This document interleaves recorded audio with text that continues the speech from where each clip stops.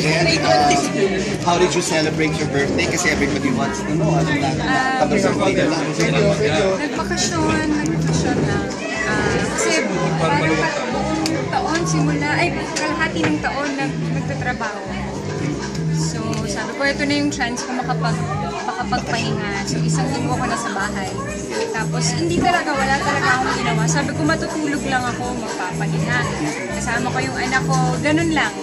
Tapos may mga trabaho on the side. Pero mga light lang na trabaho. Tapos yun, nagbakasyon ako, punta kami naman. Yun, Maldives. So was it? Okay naman. Matagal ang plano yun kasi matagal ang sinabi ni Dennis yun eh. Ayoko na pag-usapan. So talaga wala kang real score, very private na. Okay.